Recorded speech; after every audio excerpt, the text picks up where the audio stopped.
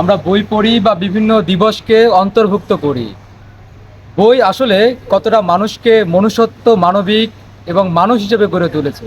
আমরা যারা বই নিয়ে কাজ করে তাদের সাথে কথা বলবো। সাব্বির আহমেদ, কেমন আছেন আপনি? আলহামদুলিল্লাহ ভালো আছি। শাহিন সাহেব, আপনি কেমন আছেন? জি, আমিও আলহামদুলিল্লাহ ভালো আছি। বই একজন মানুষকে কতটা মানুষ হিসেবে গড়ে তুলতে পেরেছে। আমরা বই নিয়ে কাজ করি, বই পড়া আন্দোলনের সাথে আমরা অনেক দিন যাবত যুক্ত। তো বই একটা মানুষকে ধীর স্থির চিন্তা শক্তিকে প্রসার ঘটায়। বই পড়ে একজন মানুষ তার জগৎ তৈরি করে, যে জগতে থাকে না কোনো দ্বন্দ্ব, কোনো কোলাহল, কোনো হাঙ্গামা, নেতিবাচক কোনো ইস্যু থাকে না। বই পড়া মানুষকে ধীর স্থির করে, বুদ্ধিমান করে তোলে। দেশকে সামনের দিকে এগিয়ে নেওয়ার যে চিন্তা শক্তি, একজন মানুষ বই পড়েই এই শক্তিতে আত্মবলিয়ান হয়।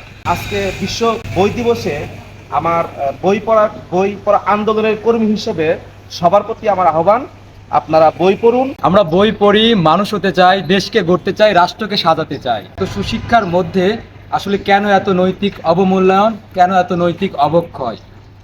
সোহেল সাহেব তেমনই একজন মানুষ যিনি বই নিয়ে কাজ করেন এবং বই পড়তে ভালোবাসেন। আসলে বই মানুষের চিন্তার জগৎকে তৈরি করে দেয়।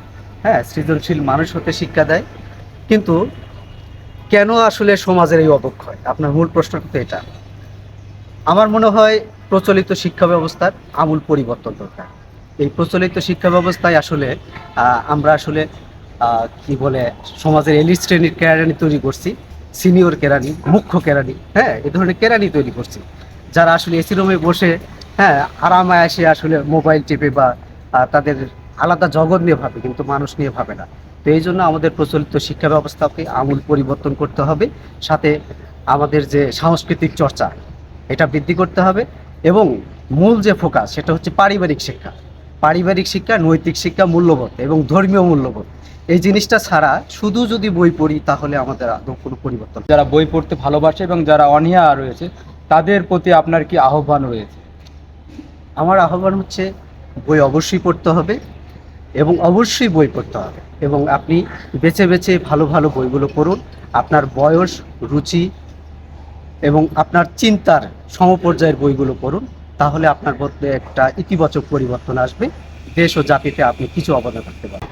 একজন বই পড়ুয়া মানুষ এবং যারা বই পড়ে না, এই দুজন মানুষের মধ্যে পার্থক্য কি, এ নিয়ে কথা বলবো। কেমন আছেন সুজন ইসলাম? আছি আলহামদুলিল্লাহ, আপনি কেমন আছেন? আমি আলহামদুলিল্লাহ ভালো আছি। একজন বই পড়ুয়া আর বই না পড়া মানুষের মধ্যে পার্থক্যটা কি আপনি? প্রথমেই একটি উক্তি দিয়ে শুরু করি। সেটি এমন যে, যে জানে এবং যে জানে না তারা দুজনে কখনোই সমান হতে পারে না। বই পড়লেও সেটি যদি মনের মধ্যে ধারণ না করে, সেই শিক্ষাটা মনের ভিতর লালন না করে, তাহলে কিন্তু কোনো উপকার আসবে না। আপনি হাজার হাজার বই পড়ে যাচ্ছেন, আপনি এমনও আছে যে আপনার ডায়েরিতে 1000 2000 বইয়ের লিস্ট আছে, এই বইগুলো পড়েছি, কিন্তু সমাজে আপনার দ্বারা কোনো উপকৃত হচ্ছে না। সমাজের মানুষ আপনার দ্বারা ক্ষতিগ্রস্ত। আপনি দুর্নীতি করছেন, আপনি সমাজকে ক্ষতির দিকে নিয়ে যাচ্ছেন, মানুষ আপনাকে ভালো চোখে দেখছে না। এই যে বইয়ের আপনি মূল শিক্ষাটা পেলেন না, তাহলে এই শুধুমাত্র বই পড়ে লিস্ট করে কোনো লাভ হবে না। যদি বই পড়ে আপনি বইয়ের শিক্ষাটা, প্রকৃত শিক্ষাটা মনের ভিতর লালন করতে পারেন, সেটি ছড়িয়ে দিতে পারেন, তাহলে একটা সময় কাজে লাগবে। যারা বই পড়ে সমাজ, রাষ্ট্র কাঠামো বিভিন্ন বড় বড় জায়গায় থাকে, তাদের মধ্যে দেখা যায় বিভিন্ন দুর্নীতি, অনিয়ম, অসংস্কার। অর্থাৎ তারা বিভিন্ন প্রতিবন্ধকতার মধ্যে নিজেরাই আটকে থাকে। এটা থেকে বেরিয়ে আসবে কিভাবে আমাদের এই সমাজ রাষ্ট্র ব্যবস্থা? অসংখ্য ধন্যবাদ। সেই সাথে সকলকে বিশ্ব বই দিবসের শুভেচ্ছা। আসলে এটা ডিপেন্ড করে যে আমরা বই, আপনি প্রশ্ন করছেন যে বই পড়ি কিন্তু আমাদের সমাজের কোনো পরিবর্তন হচ্ছে না কেন। এটা আমি মনে করি, হয়তো আপনি আমার সাথে একমত নাও হতে পারেন, আমি মনে করি যে এটা ডিপেন্ড করে আপনি কী ধরনের বই পড়ছেন। আমি আরেকটু স্পেসিফিকলি বলি, যেটা আমরা চটি বই হিসেবে চিনি, সেটাও তো এক ধরনের বই। তো এই চটি বই পড়ে আপনি সমাজে কী পরিবর্তন করতে পারবেন, সেটা পড়ে কী পরিবর্তন হবে, এটা আসলে ডিপেন্ড করে যে আপনি কী ধরনের বই পড়ছেন, তার উপর অনেকটা ডিপেন্ড করে। এক, দ্বিতীয়তটা হচ্ছে, আমরা বই পড়ি কি সমাজ পরিবর্তনের জন্য, নাকি আমরা আনন্দ পাওয়ার জন্য বই পড়ি, কিসের জন্য বই পড়ি, সেটা একটা বিষয়। যদি আমরা আনন্দ পাওয়ার জন্য বই পড়ি তাহলে আনন্দ পাই।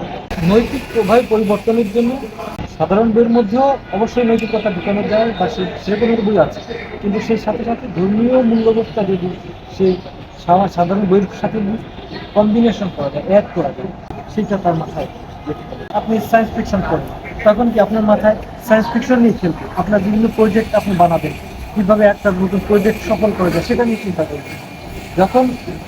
যখন শিশু তো বই নিয়ে পড়বেন, তখন আপনি কি শিশু সেই শৈশবকালে চলে যাবেন, অর্থাৎ কোন ধরনের বই পড়ছেন সেটা নিয়ে আপনি বা আমরা সেই জগতে চলে যাব। অসংখ্য ধন্যবাদ আমাদেরকে সময় দেওয়ার জন্য। শুধু জানার জন্য বা আনন্দ উপভোগ করার জন্য বই পড়া এমনটি নয়, বই পড়ে প্রকৃত মানবিক এবং মনুষ্যত্ববোধ এবং জীবন কাঠামো পরিবর্তনের জন্য এবং রাষ্ট্র কাঠামো পরিবর্তনের চিন্তায় আপনাকে লালিত করতে হবে। শেখার যেমনটি আগ্রহ থাকতে হবে এবং পরিবর্তনের তদরূপ প্রয়োজনীয়তাও অনুভব করতে হবে। সমাজের রাষ্ট্র কাঠামোর যে বড় বড় জায়গা রয়েছে, যে দায়িত্বরত জায়গাগুলো রয়েছে, সেখানে যত পুঁথিগত বিদ্যার যে প্রভাবটা বেশি, তত দুর্নীতি এবং অন্যায়ের প্রভাবটাও সেখানে অনেক বেশি।